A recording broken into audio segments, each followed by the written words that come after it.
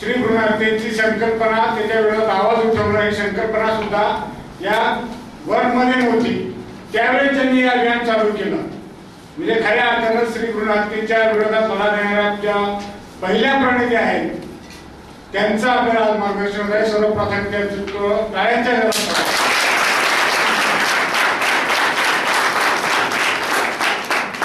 त्यानंतर आता अलीकडे 3-4 वर्षापासून हा कार्यक्रम शासनाच्या पातळीवर आलेला आहे.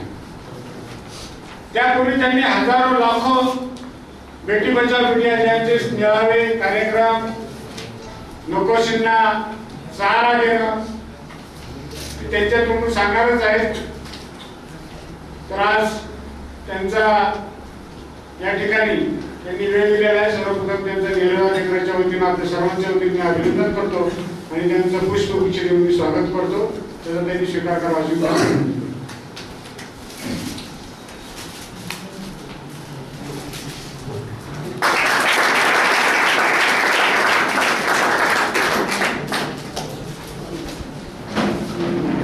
त्यानंतर जास्त वेळ घेणार नाही. डायरेक्ट मी मॅडम सांगतेला विनंती करतो की त्यांनी आपल्या या अभियानाला या ठिकाणी मार्गदर्शन द्यावं आणि विशेषतः नगर जिल्ह्यातील 60-70 गावांमधील आमचे युवक आहेत. पाहूया तुमच्या या अभियानात या युवकांचा हात लागतोय का आणि किती आपल्याला सहभागी आपल्यासोबत येत आहेत. आपल्याला अनुभव आहे. 25 वर्षाचा मला अनुभव आहे. माझ्यापेक्षा तुम्ही मोठ्या तुम्हाला अनुभव आहे. आपण येडे झालेलो आहोत. आपल्यासोबत किती येडे होत आहेत पाहूया. माननीय सुधा कांदे नगरचे आदरणीय गोडसे सर आणि माझ्या समोर उपस्थित असलेले सर्व युवा प्रतिनिधी, भगिनी आणि बंधू, आज मला तुमच्याकडे पाहून खूप आनंद होत आहे. कारण आपण सगळेजण युवा प्रतिनिधी आहात आणि युवा पिढी म्हटली की एक प्रकारचा उत्साह असतो, उमंग असते, काहीतरी करून दाखवण्याची जिद्द असते आणि म्हणतात ना की सळसळणारं तरुण रक्त एक क्रांती करून जात असतं. तर अशा प्रकारची क्रांती आज करण्याची आणि कुठल्या क्षेत्रात करण्याची आज आवश्यकता आहे याचा जर आपण सामाजिक आढावा घेतला तर मूळ प्रश्नाशी येऊन आपण थांबतो की माणसाचं अस्तित्वच ज्याच्याने नष्ट होणार आहे, माणसाचं अस्तित्वच ज्याच्याने नष्ट होणार आहे असा गंभीर प्रश्न आपल्या समोर आहे. तो म्हणजे स्त्री भ्रूण हत्या. आज मुलगी जन्माला आली नाही, तिला जन्माला येण्यापूर्वीच आईच्या पोटात असतानाच मारून टाकलं, संपवून टाकलं तर ती जन्माला येणार नाही. आणि ती जर जन्माला आली नाही, ती मोठी होऊन कोणाची बहीण होणार नाही, कोणाची पत्नी होणार नाही, कोणाची आई पण होणार नाही. मुलगी जन्माला आली नाही तर उद्याची आई निर्माण होणार नाहीये, उद्याची आई निर्माण होणार नाहीये. मग उद्याची आई जर निर्माण झाली नाही तर माणूस निर्माण होईल का? माणूसच निर्माण होणार नाहीये. मग हा घाला हा केवळ स्त्री भ्रूण हत्या या कृत्यावर येऊन थांबत नाहीये, तर जगाची लोकसंख्या कमी करण्याचा, जगाची अस्तित्व, जगामध्ये माणसाचं असलेलं अस्तित्व, फक्त स्त्रियांचं नाही. आज आपण मुलीला जन्माला येऊ दिलं नाही, तिला जन्माला येण्यापूर्वीच मारून टाकले. म्हणून फक्त मुलीच कमी झाल्या असं होणार नाहीये, तर मुलं सुद्धा कमी होणार आहेत आपोआपच. कारण उद्याची आईच निर्माण होणार नाहीये. मग उद्याची आईच निर्माण झाली नाही तर मुलाचाही जन्म होणार नाही, मुलीचाही जन्म होणार नाही. म्हणजे संख्या मुलींची तर कमी त्याची तर खूप मोठी चिंता आहेच, पण मुलांची पण कमी होणार आहे. म्हणजेच मनुष्य याचं अस्तित्वच जगात मुळी नाहीस होण्याच्या मार्गावर आहे. म्हणजे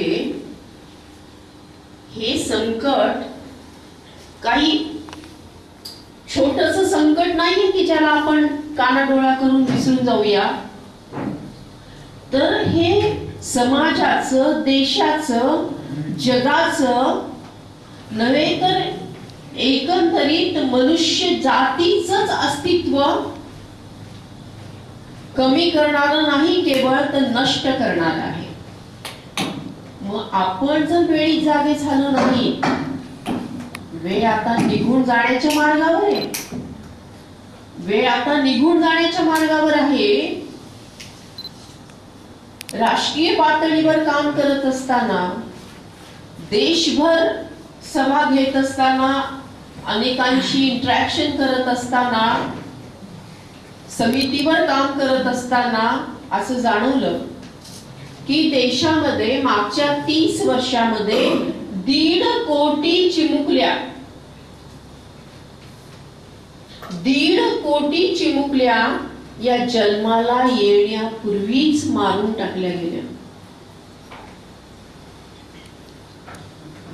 शेकडो नाही, हजारो नाही, लाखो नाही, तर 1.5 कोटी चिमुकल्या जन्माला येण्यापूर्वीच संपून टाकल्या जाव्यात. मग ही जी चिमुकली आहे, जी आईच्या पोटात आहे, जी आईच्या उदरात आहे, ती आपल्या आईला म्हणते की आई, तुझं बाबांचं, आजींचं, आजोबांचं बोलणं काल रात्री ऐकलं मी आहे.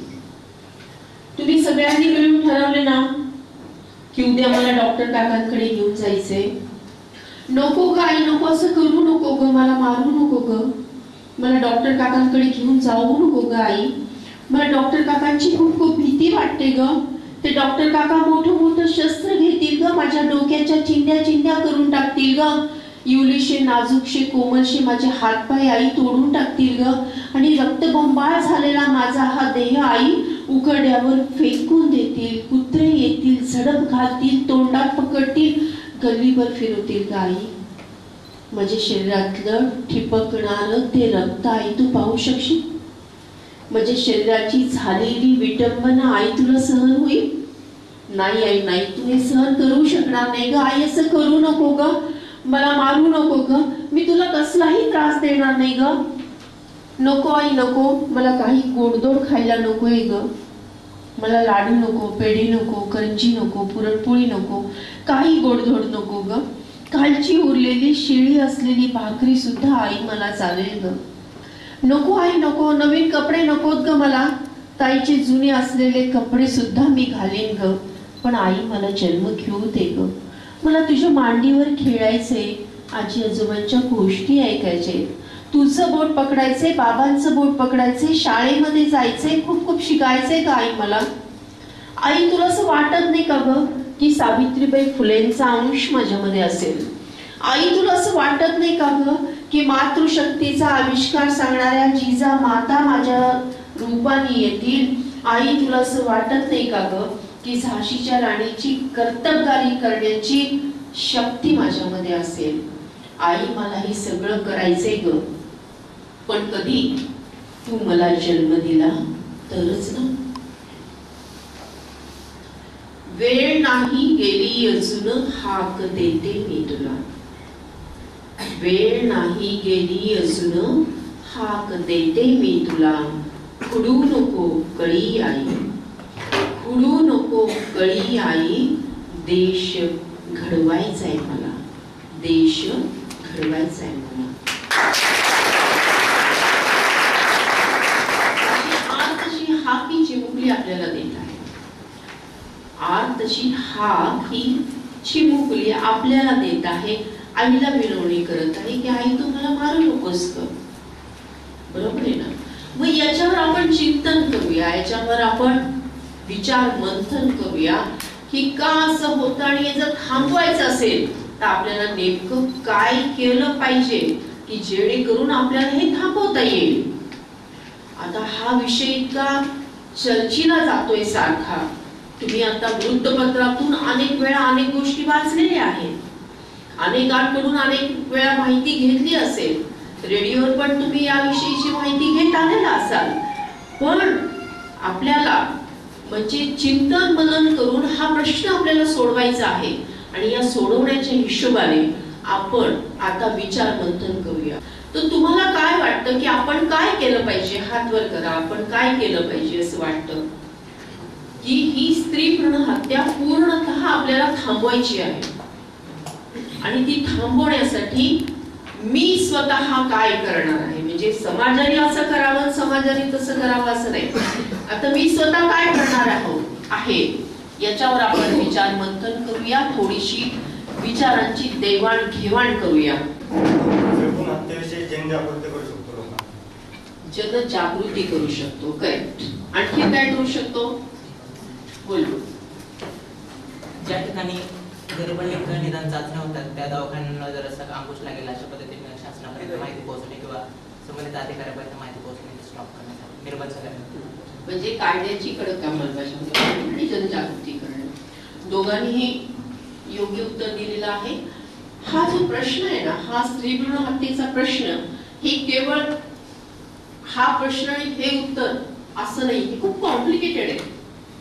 हा विषय हा इतका कॉम्प्लिकेटेड आहे की मी असं नेहमी म्हणत आलेली की ही जी चिमुकली आहे ना, ही नुकतीच प्रज्वलित झालेल्या ज्योतीसारखी आहे आणि कलियुगाच्या वादळ वाऱ्यामध्ये ती विझू पाहत आहे. ती विझू नये म्हणून 2 हातांचं संरक्षण तिला आवश्यक आहे. एक हात हवा आहे समाजाच्या सकारात्मक बदलाचा, म्हणजे जनजागृतीचा. एक हात हवा आहे समाजाच्या सकारात्मक बदलाचा आणि दुसरा हात हवा आहे कायद्याच्या कडक अंमलबजावणीचा. बरोबर आहे ना? मग कायदे जर आपण पाहिले तर स्त्री भ्रूण हत्या होऊ नये म्हणून कायदा आहे, पीसीपीएमडीटी कायदा आहे, एमटीपी च्या काय मेडिको लीगल जे आहेत काही गोष्टी सोडल्या तर तिथे कायद्याचं बंधन आपल्याला दिसतंय. बालविवाह होऊ नये म्हणून कायदा आहे, हुंडा दिला घेतला जाऊ नये म्हणून कायदा आहे. असे अनेक कायदे, स्त्रियांच्या संरक्षणाविषयीचे पण अनेक प्रकारचे कायदे आहेत. म्हणजे प्रत्येक कायद्याची कडक अंमलबजावणी होणं आवश्यक आहे, ताबडतोब अंमलबजावणी होणं आवश्यक आहे. आणि त्या सोबतच समाजामध्ये जे काही गैरसमज आहे ते गैरसमज दूर करून समाजामध्ये जागृती निर्माण करण्याची सुद्धा आवश्यकता आहे. मग समाजामध्ये कुठले गैरसमज आहेत?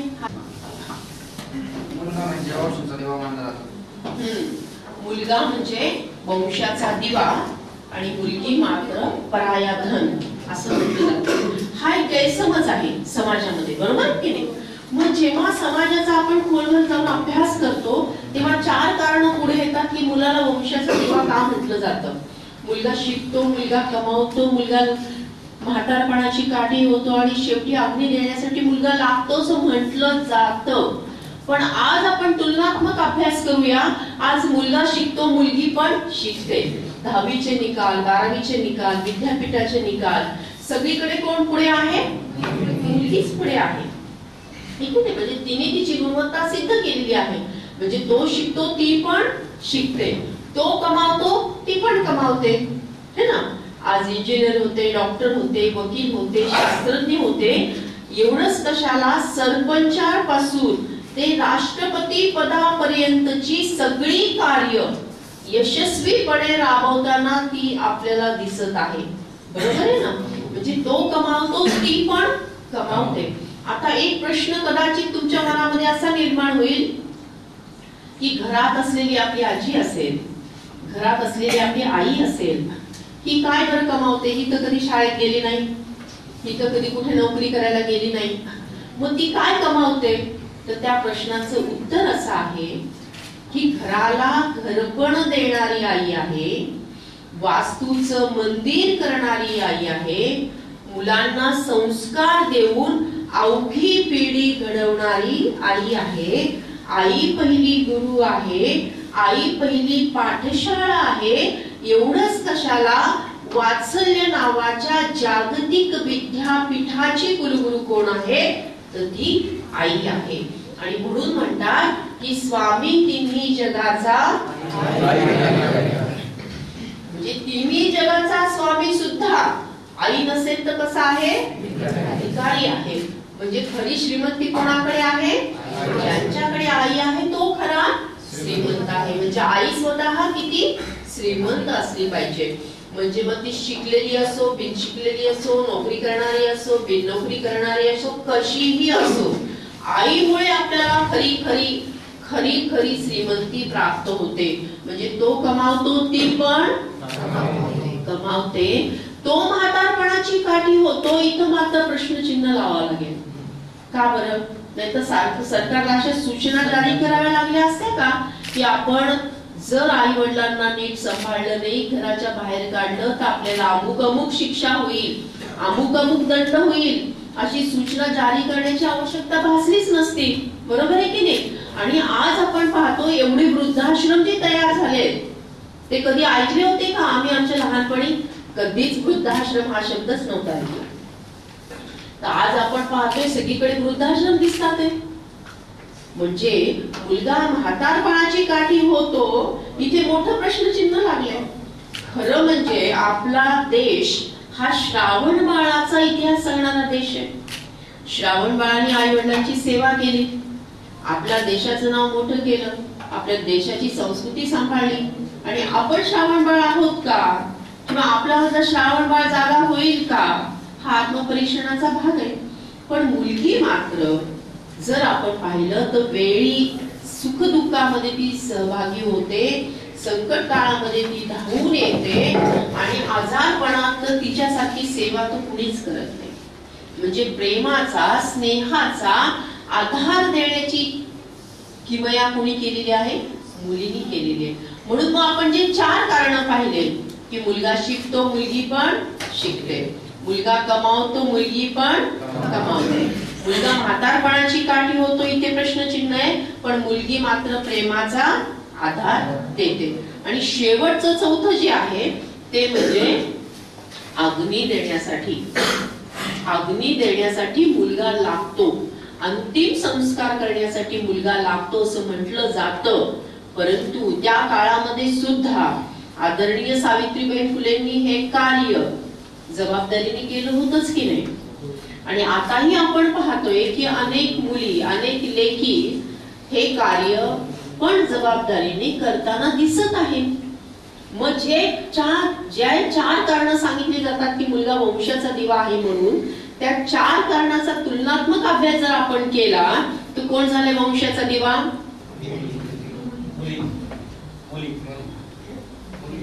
जोरात ना, तुम्ही सगळे सांगताय की मुलगी झाली वंशाचा दिवा. सर, मुलगी झाली वंशाचा दिवा. पण शेकडो वर्षापासून परंपरेने आपल्या माइंडसेट मध्ये फिट बसलाय की मुलगा हाच वंशाचा दिवा, मुलगा हाच वंशाचा दिवा, आणि मुलगी मात्र पराया धन. तर हे आपल्याला बदललं पाहिजे. हा बदल हळूहळू होणार आहे. हा बदल भांडून करायचा नाहीये, हा बदल आपल्याला प्रेमाने करायचा आहे. मग तो कशा पद्धतीने करायचा? मुलगा वंशाचा दिवा असेल तर मुलगी वंशाची पणती आहे, आणि दोन्ही घरांना उजळून टाकण्याचं पवित्र कार्य ती करते. बरोबर झालं का? जमलं का? मग टाळ्या.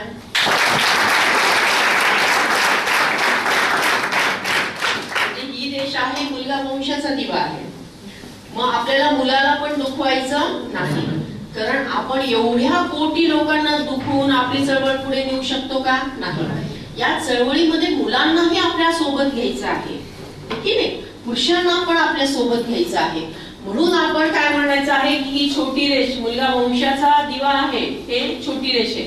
आपल्याला मोठी रेष काढायची, ती म्हणजे अशी की मुलगा वंशाचा दिवा असेल तर मुलगी वंशाची पणती आहे, आणि दोन्ही घरांना उजळून टाकण्याचं पवित्र कार्य ती करते. असं म्हटलं तर कोणाचं ऑब्जेक्शन होणार आहे का? नाही. उलट मग सगळे जण या चळवळीमध्ये सहभागी होतील. मग सगळ्या स्त्रिया पण, सगळे पुरुष पण, लहान पण, थोर पण. कारण कसं आहे, हे आता आपण इथे चिंतन मनन करतोय म्हणून आपल्याला हे सगळं पटतंय. पण घरी जाऊन जर आपण आपल्या आजोबांना म्हटलं, आजींना म्हटलं, आईला म्हटलं, वडिलांना म्हटलं की मुलगी असते वंशाचा दिवा, तर कुणी मान्य करणार आहे का? नाही. पटकन तर कुणी मान्य करणार नाही. आणि किती जणांना आपण हेच सांगत बसणार? तर त्यापेक्षा अशा पद्धतीने आपण समाजापुढे गेलं तर आपल्याला चांगला प्रतिसाद मिळणार आहे. या चळवळीमध्ये आपण सगळ्यांना सामावून घेऊ शकणार आहोत. आता परंपरेने शेकडो वर्षापासून स्त्री आणि पुरुष याच्यामध्ये जी असमानता आहे, याच्यामध्ये जी दरी आहे, त्या प्रकारचं बी शेकडो वर्षापूर्वीच आपण पेरून ठेवले समाजाच्या मनामध्ये. समाज मनाच्या भूमीमध्ये स्त्री पुरुष असमानतेचं बीज आपण शेकडो वर्षापूर्वी पेरलं ते उगवणारच. पेरलं ते उगवणारच. त्यामुळे त्यामध्ये उगवते. मग आता आपलं काय काम आहे? ते उगवल्याबरोबर ते वाढणार नाही याची काळजी घेणं, किंवा ते उगवूच नाही असं वातावरण निर्माण करणं. ते उगवूच नाही असं वातावरण निर्माण करणं आणि समजा चुकून उगवलंच तर त्याची पटकन छाटणी करणं हे आपलं काम आहे. आणि या समाज मनामध्ये असमानतेचं बीज उघडून टाकायचं आहे, पण समानतेचं बीज मात्र आपल्याला पेरायचं आहे. समानतेचं बीज आपल्याला पेरायचं आहे. आज आपण पेरलं की लगेच उद्या उगवणार नाहीये. उगवेल का? लगेच उद्या नाही उगवणार. त्याला खतपाणी घालावं लागेल, त्याला जपावं लागेल, त्याला बाकीचे आहेत ना मंडळी शाबूत ठेवतील का? नाही ठेवणार ना. मग त्याला सुरक्षतेचं कवच घालावं लागेल. मग हे सगळं म्हणजे संस्कृतीचं रक्षण करावं लागेल. हे सगळं करून जेव्हा त्याला खतपाणी घातलं जाईल, सुविचाराचं खतपाणी घातलं जाईल, सुस्वभावाचं सुकर्माचं खतपाणी घातलं जाईल, तेव्हा ते समानतेचं बीज हळूहळू मूळ धरू लागेल, अंकुरू लागेल, वाढू लागेल. आणि तेव्हा स्त्री पुरुष समानता आपल्या या समाजामध्ये, देशामध्ये, जगामध्ये नांदू लागेल. आणि हे स्वप्न नाहीये. हे स्वप्न आहे का? स्वप्न आहे का? हे स्वप्न नाहीये, हे सत्य आहे. हे स्वप्न नाहीये, हे सत्य आहे. हे काम आपण सुरू केलेलं आहे आणि हे कधी ना कधी पेरणी होतच चालली आहे. म्हणजे गेल्या 30 वर्षापासून आपण पेरतोच आहे. तुम्हाला पण पेरायचंच आहे. त्याचं संरक्षण पण आपल्याला करायचं आहे. आणि एक दिवस असा येणार आहे की जिथे स्त्रीला सुद्धा माणूस म्हणून वागवलं जाईल. स्त्री पुरुष समानता आपल्याला तिथे दिसून येईल. म्हणजे स्त्री आहे म्हणून कमी, पुरुष आहे म्हणून जास्ती नाही, किंवा पुरुष आहे म्हणून कमी आणि स्त्री आहे म्हणून जास्ती असं नाही. तर दोघही समपातळीवर असावे. आणि हे सांगताना आणखीन एक भारतीय संस्कृतीचं आपलं वैशिष्ट्य असं आहे की स्त्रियांमधलं स्त्रीत्व नेहमी जिवंत राहिलं पाहिजे. स्त्रीने स्त्रीत्वाचं गमवून चालणार नाहीये. तिच्याकडे असलेली शालीनता, तिच्याकडे असलेली प्रसन्नता, तिच्याकडे असलेली सृजनता ही आवश्यक आहे. म्हणजे असं अनेक ठिकाणी आपण पाहतो की पुरुषांनी असे कपडे घातले म्हणून तिने पण तसे कपडे घातले पाहिजे. यांनी जीन्स घातली म्हणून तिने पण जीन्स घातली पाहिजे. तिने बांगड्या घातल्या नाहीत म्हणजे मी पण बांगड्या नाही घातल्या पाहिजेत, वगैरे वगैरे. म्हणजे बाह्य जे काही गोष्टी आहेत त्याच्यामध्ये कुठेही समानता आणायचा प्रयत्न करू नये. स्त्री म्हणजे स्त्रीची शालीनताच, स्त्रीची सृजनताच तिला चांगली शोभून दिसणार आहे. आणि पुरुषांनी सुद्धा कानामध्ये काय घातलं, हातामध्ये काय घातलं मला माहिती नाही. तर अशा प्रकारचं चित्र आपण पाहतो. समानता ही घालण्यामध्ये नसावी, समानता विचारामध्ये असायला पाहिजे. समानता एकमेकांना आदर सन्मान करण्यामध्ये असायला पाहिजे. समानता एकमेकांचे हक्क एकमेकांना देण्यामध्ये असले पाहिजे. समानता एकमेकांवर प्रेम करण्यासाठी, सात्विक प्रेम करण्यासाठी, खरं खरं प्रेम करण्यासाठी, आईसारखं समर्पित प्रेम करण्यासाठी आणि माणूस म्हणून जगण्यासाठी अशी ती समानता असली पाहिजे. माझी कविता आहे, कवितेचं नाव आहे तो आणि ती. तो म्हणजे पुरुष आणि ती म्हणजे स्त्री. तो मंत्र असेल तर ती पूजा आहे. तो मंत्र असेल तर ती पूजा आहे. ती आरती असेल तर तो प्रसाद आहे. तो मंत्र असेल तर ती पूजा आहे. ती आरती असेल तर तो प्रसाद आहे. तो माणूस असेल तर ती माणुसकी आहे. तो माणूस असेल तर ती माणुसकी आहे. तो विचार असेल तर ती कृती आहे. तो दसरा असेल तर ती दीपावली आहे. तो दसरा असेल तर ती दीपावली आहे. आणि ती संक्रांत असेल तर तो तिळगुळ आहे. ती संक्रांत असेल तर तो तिळगुळ आहे. मंत्र म्हटल्याशिवाय पूजा पूर्ण होत नाही. आरती झाल्याशिवाय प्रसाद मिळत नाही. दसऱ्यानंतर येते दीपावली आणि संक्रांतीचा सण तिळगुळ दिल्या घेतल्या वाचून साजरा होऊ शकत नाही.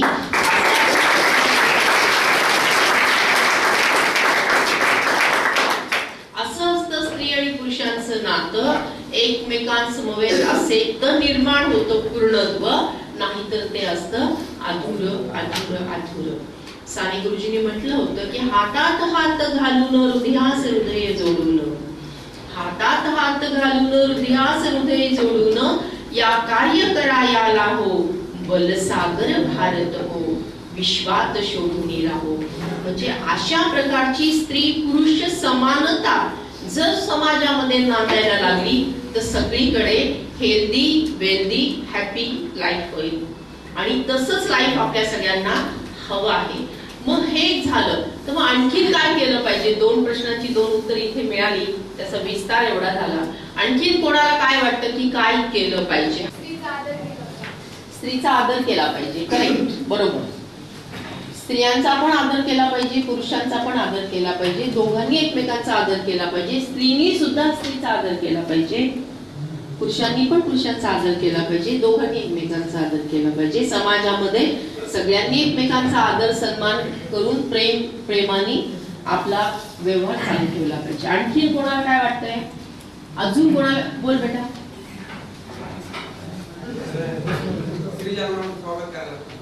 स्त्री जन्माचं स्वागत केलं पाहिजे. Very good, very good. छान छान छान.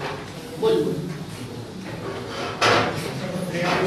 सरकारच्या योजना राबवून त्याची जनजागृती खेडोपाडी केली पाहिजे. जे काही करणाऱ्या योजना वगैरे आहेत, ज्या ज्या काही योजना आहेत त्या सगळ्यांचीच माहिती सगळ्यांनाच मिळावी असं केलं पाहिजे. बरोबर. आणखी अजून कोणाला काय वाटतंय? ज्या पद्धतीने आपण मुलाला वंशाचा दिवा म्हणतो, त्याच पद्धतीने मुलीलाही वंशाची कोणती मानली जावी ही आपण आपल्यापासून सुरुवात केली पाहिजे. Very good, very good. मग तू काय ठेवणार मुलीचं नाव? पहिल्या मुलीचं नाव अपेक्षा. Very good. टाळ्या वाजवा.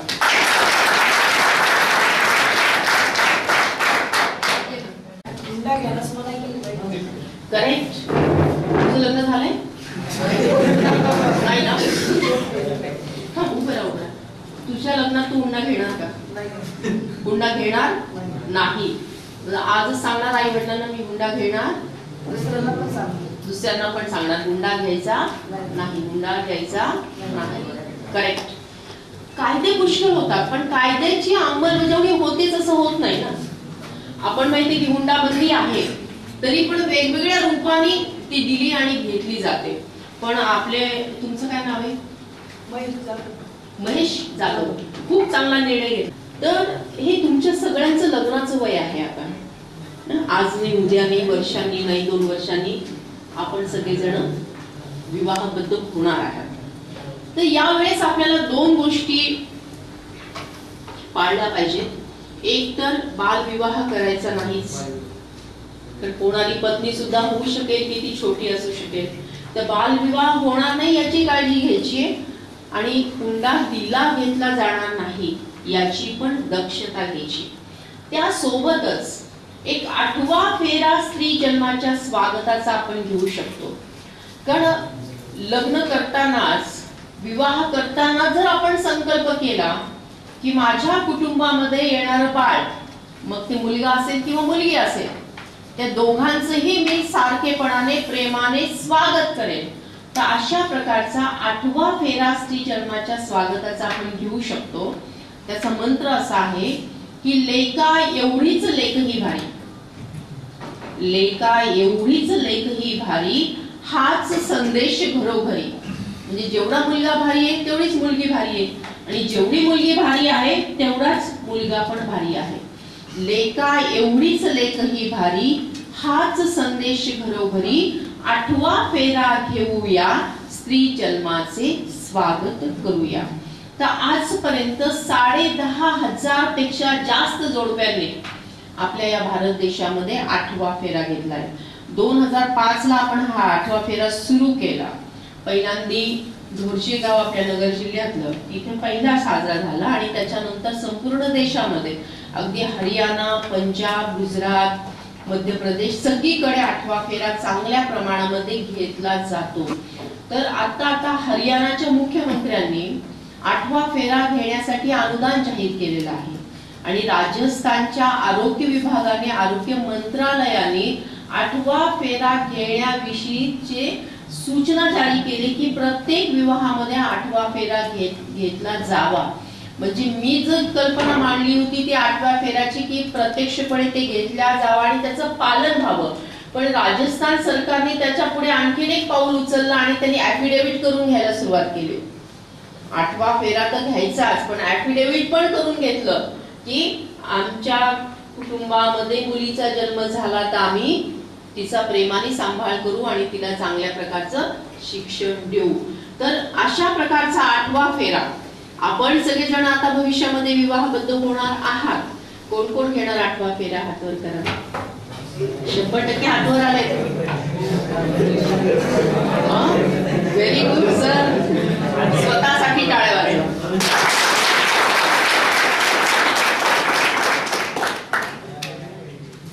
छान.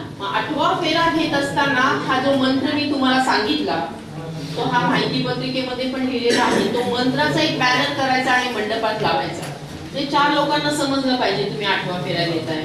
पत्रिकेमध्ये सुद्धा हा मंत्र आपण छापू शकतो. पत्रिकेच्या निमंत्रण पत्रिकेमध्ये सुद्धा हा मंत्र छापायचा, आणि प्रत्यक्ष रूपाने जेव्हा 7 फेरे पूर्ण होतील तेव्हा 8व्या फेऱ्याची अनाउन्समेंट करायची. भटजींना सांगायचं की तुम्ही अनाउन्समेंट करा आता, आणि हा मंत्र म्हणा म्हणजे आम्ही 8वा फेरा घेतो. म्हणजे सगळ्यांना तो समजला जातो आणि लोक जागृती पण या निमित्ताने होते. अशा प्रकारचा 8वा फेरा आपण घेऊ शकतो. यासाठी एक 11 कलमी कृती कार्यक्रम आपण तयार केलेला आहे. पहिला कलम आहे संकल्प करणे, म्हणजे ठराव घेणे. आता तुम्ही सगळेजण नेहरू युवा केंद्राचे प्रतिनिधी आहात. तुम्ही वेगवेगळ्या गावामध्ये वेगवेगळी कामं करता. तर तुमच्या गावामध्ये एक तर ग्रामपंचायत असणारच आहे.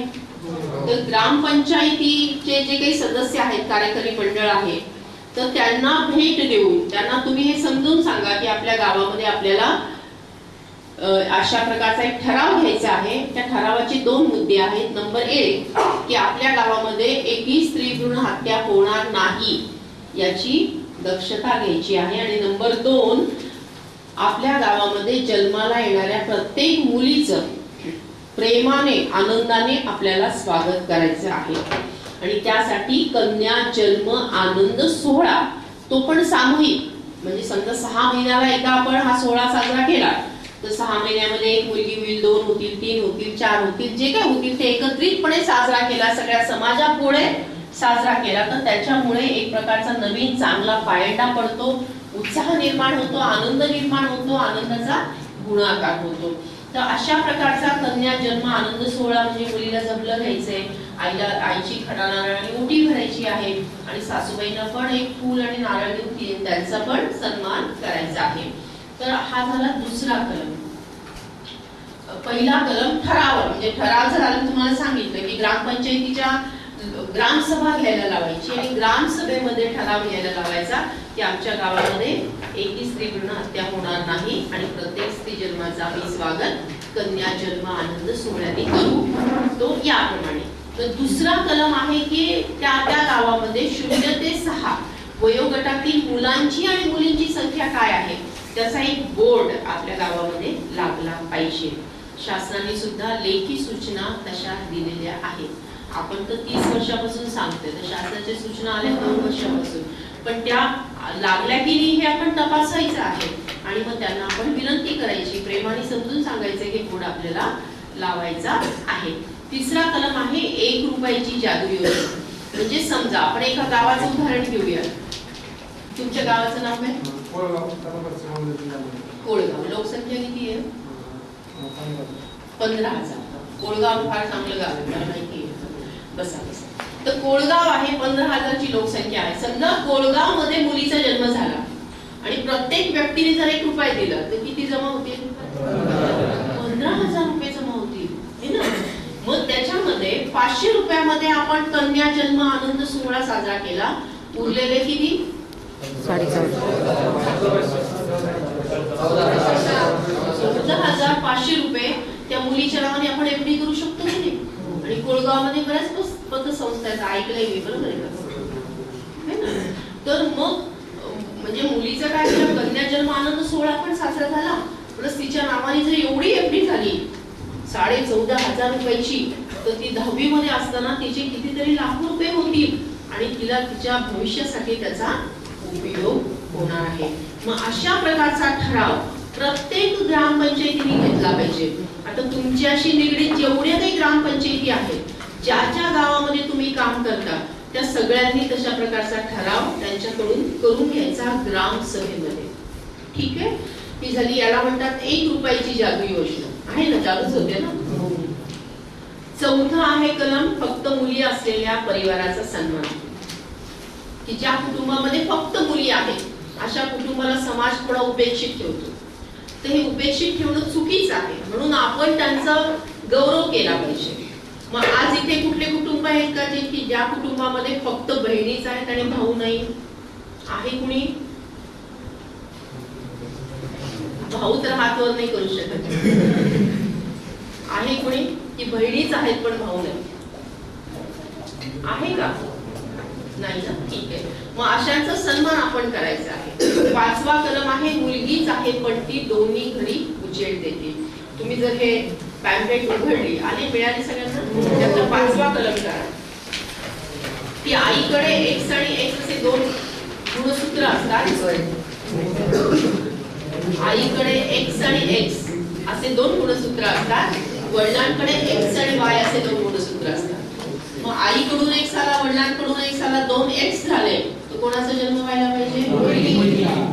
आईकडून X आला, वडिलांकडून Y आला, तर कोणाचा जन्म व्हायला पाहिजे? मुलाचा.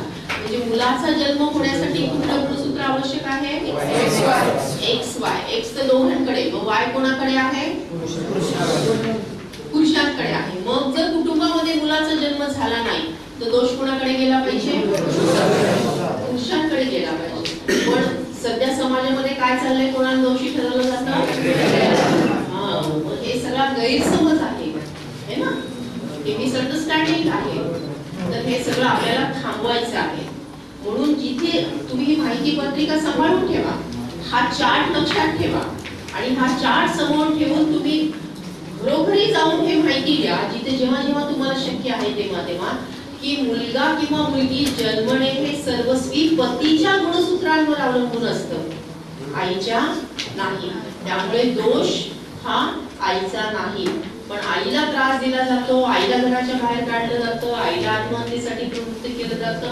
हे आपण सगळं बातम्या ऐकतोय ना, हे सगळं चुकीचं आहे की नाही? हे सगळं थांबलं पाहिजे की नाही?